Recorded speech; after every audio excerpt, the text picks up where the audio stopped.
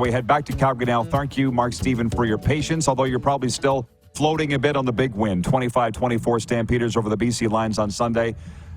Take me through it if you don't mind.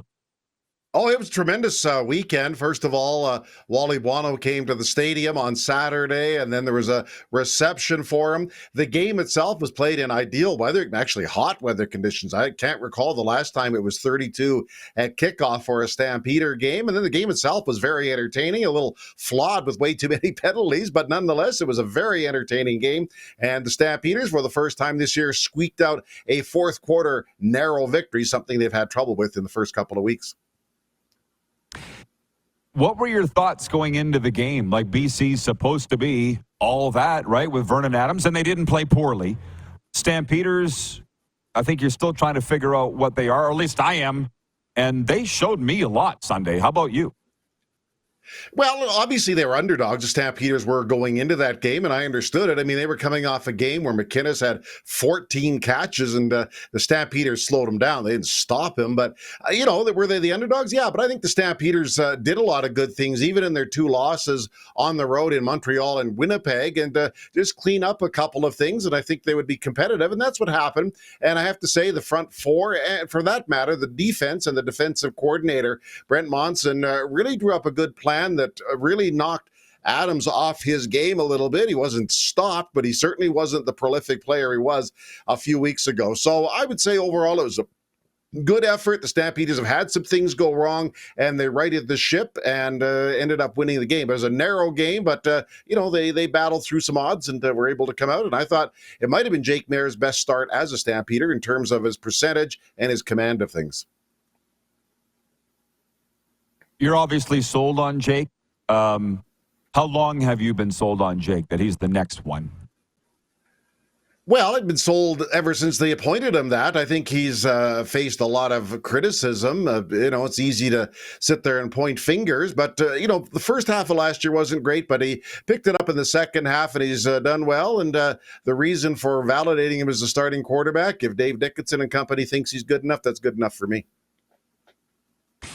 Here's the fun one. I know how much respect you have for Wally, and if, dare I say, love for Wally, because you speak of him so reverently.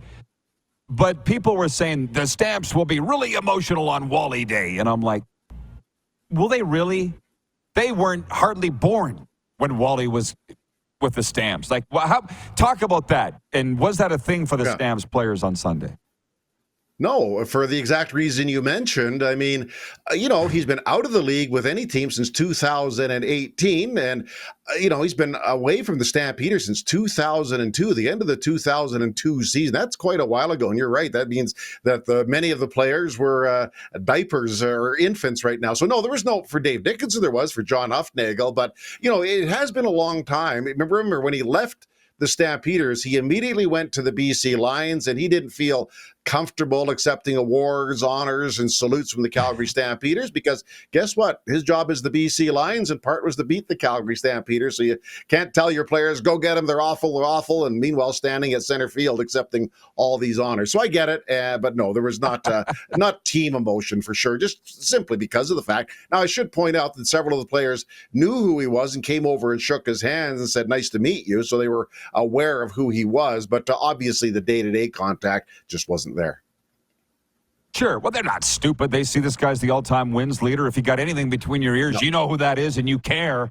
But, I mean, they wouldn't have had the connection. But, Mark, you and I never really talked about it at the time, way back in 02-03. But Christy Buono, Wally's daughter, penned just what I thought was an unbelievable thing on the family leaving Calgary and how gut-wrenching that was. Did you see it? Like, to just take me back to that, what that was like within the city and your franchise, given, if you don't mind, that Wally no problem.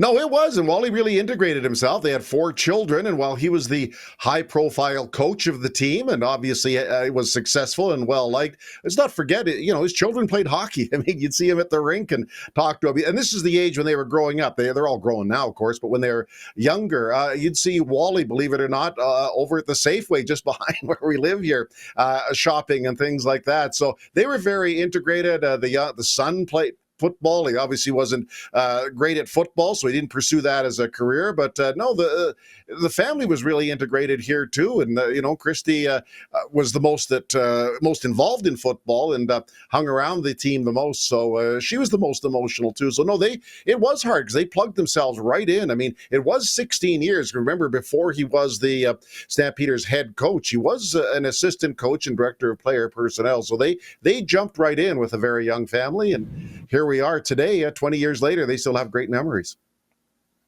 Well, as you say, Hall of Fame careers in both places, two separate Hall of Fame careers, Calgary and BC. I brought up to Wally that you'd said that, and he got a real chuckle out of that. I mean, he knew it, but it never hurts to hear it, and I know that he respects you just as much as you respect him, which is cool.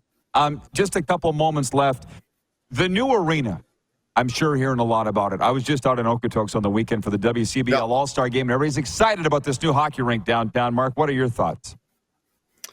Well, good. It's part of a revitalization of a part of the city that hasn't been well developed, and it helps to revitalize the Stampede. So, in the most general sense, I like it. The location, they're going to have to rearrange a few things to make it easily accessible. But in the big picture, I don't mind. It's an event center, they're calling it. So they'll never say it's the home of the Flames. It's always the event center. So I don't have a problem. The Saddle Dome has reached the end of its line, and I think it'll be very exciting once they get it rolling. What's your favorite Saddle Dome memory?